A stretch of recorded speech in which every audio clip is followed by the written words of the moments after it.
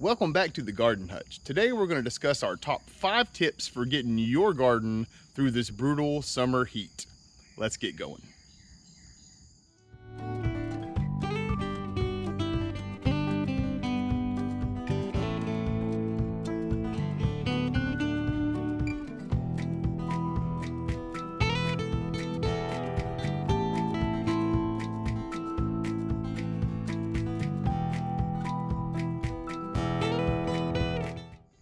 Well, it's no secret that summers are hot, and this year is hotter than most, at least here in Zone 7B. So I thought we'd put together a few tips here to help everybody get through the heat of the summer, especially in your raised beds. So the first thing that I would like to talk about is kind of like a simple tip, really, is just make sure whatever it is you're trying to grow is supposed to be grown in the summertime. Some vegetables such as carrots and beets, lettuces, that type of thing, they're meant to be grown in the spring and in the fall when the days are a little shorter, they're not exposed to as much sun, and the temperatures are much more mild. So things like peppers, tomatoes, these cucumbers here behind me, all of those love summer. In fact, there are some like our watermelons, for example, they are absolutely thriving during the heat, just as long as they have what they need. So the first tip that we're going to give is just make sure the things that you're working so hard to keep alive and that you're expecting to get food from, just make sure that those things are meant to be grown in the summertime. Tip number 2, mulching. Now we're going to take a look at some of the beds and how we mulch ours, but before we do that, I just wanted to kind of go over why mulching is so important.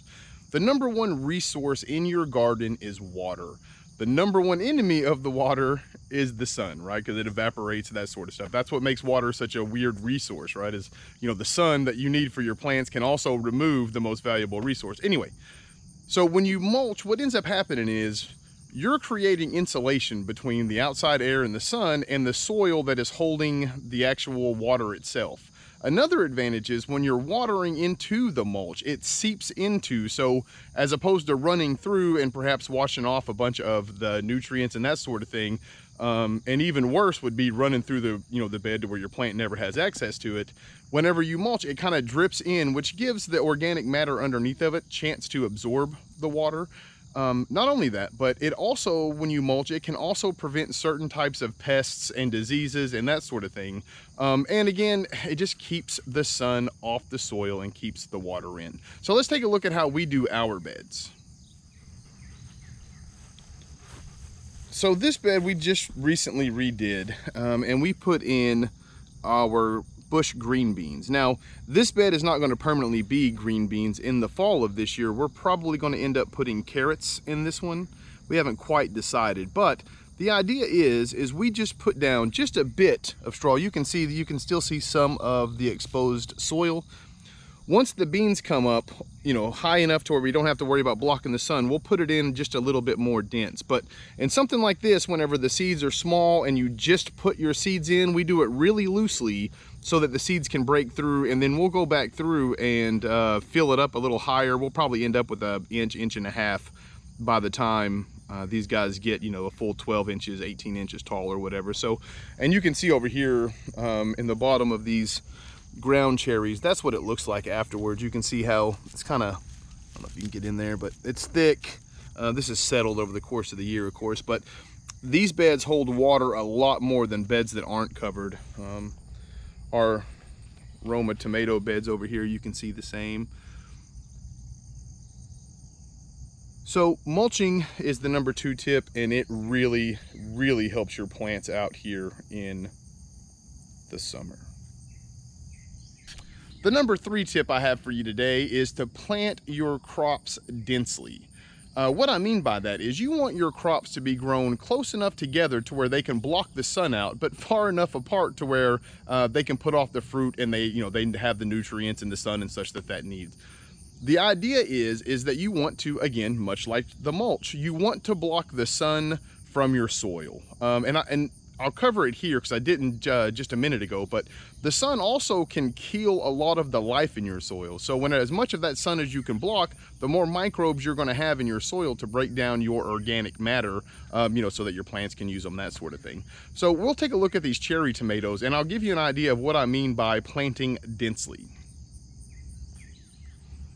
So as you can see in this 4x4 bed here, we have 4 cherry tomato plants. Now, technically speaking, in a 4x4 bed, I believe you should probably only have 2, 3 at the most. But what we do is we do a lot of trimming on our plants to make sure they can sort of fit all in here. And if you get down here lower, and it might be difficult to see with that screen, but I've taken most of the foliage out here to where you have, you know, the tomatoes drooping, and then we've started, as you can see, the next round of tomatoes are here. So as we work our way up, we thin them out, and I've kind of gone over this a few times on the channel, but here at the top, we let the tomatoes kind of bush out, and we kind of, when we tie them up, we allow them to do that to where they kind of drape over the top. And all that does is it allows these plants to get as much sun here on the top as the plant itself needs, but it prevents the sun from getting down here on the bottom where we've mulched, right? So it's like a two-prong attack to make sure that we save as much of the water as we can, where we have the canopy on the top, and then below it we also have the insulation from the mulch. The number 4 tip is kind of obvious, I would imagine, is watering plan. Now, when I say a plan, you need to make sure that you have a plan of attack. Here in our region, the heat index has been over 100 degrees for almost 3 weeks now. We've actually had 7 days that were actually in the triple digits with heat indexes over 110. So it's been dangerous outside. But if it's dangerous for us, imagine what it's like for your plants, right? They have to sit out there in the direct sunlight. So make sure you have a plan to water. So getting any water to your plants is important, and I don't want to pretend like it's not, but making sure that you do it at the optimum time is going to save you money, and it's also going to benefit your plants, right? So if you can get the watering done before the sun comes up, or at least before the sun is shining directly on your plants, but preferably before the sun comes up, the better off it's going to be for your gardens, your beds, working in conjunction with the other 2 things that we've spoken about with the mulch and the canopies from, you know, planting pretty dense. All of those things are going to allow the water to have chance to seep into the soil before the sun comes out and just starts sucking it out into the air. That's the real big challenge, especially with raised beds, right? Raised beds have a whole lot of advantages, but one of the disadvantages is they will dry out significantly faster than in-ground beds.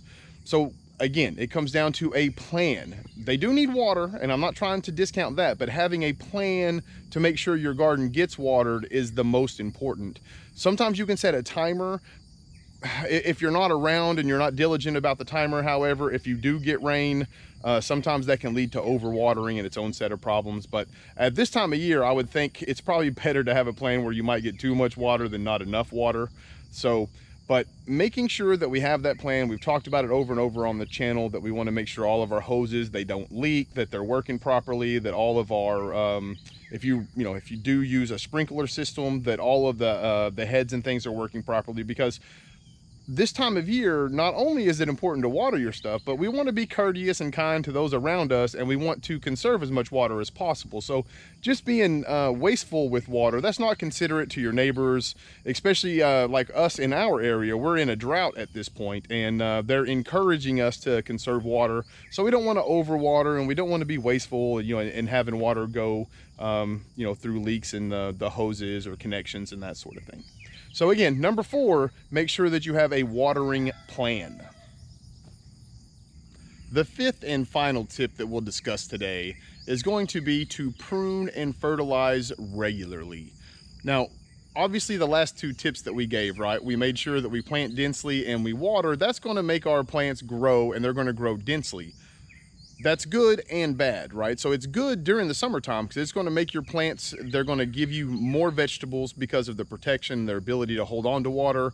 It's also going to encourage some diseases, especially in tomatoes. When you start thinking about things like blight or spotted, or your leaf spot, I'm sorry. All of those things are caused because you have too much humidity and things building up on the inside of the plant and you don't have enough airflow. You can also blame things like powdery mildew, etc., etc. A lot of these things are due to overcrowding. that's why it's important to prune. We want to make sure that we're getting any of the old leaves out of the way. We want to make sure we're paying attention to anything whenever diseases and things start. We want to pull those right out, because if you get them whenever they're a small problem, I promise you it's way easier to take care of than it is whenever it turns into like a big thing. The other thing is, it really is worth your time, and you will get a bigger yield on your tomatoes and squash and that sort of stuff if you plant them densely and then you just prune off the leaves as they kind of encroach on each other, or they get, you know, any sort of trauma on them. The other thing is the fertilization, right? And again, yes, that does also contribute to more pruning, but what happens is when you fertilize, you're not just adding in a single nutrient. So whenever you go through and you trim your plants, you're usually taking off the green, which is what they use the nitrogen, and you do need to replenish that. But there are so many micronutrients and things that your plants needs as well, not to mention the phosphorus and the potassium that they also need whenever they start putting off their fruits or vegetables. So keep all of that in mind, right? So number 5, I cannot stress this enough, it is super important to make sure throughout the summer that you keep your plants pruned and that you fertilize them regularly. As usual, I would like to say thank you to all you folks who have made it here to the end of the video. If you enjoyed this video, consider hitting the like button. If you have not, please consider subscribing to the channel. It goes a long way in helping us reach our goals, and it's free for you. Until next time, I hope that all you folks take care of yourselves. Peace.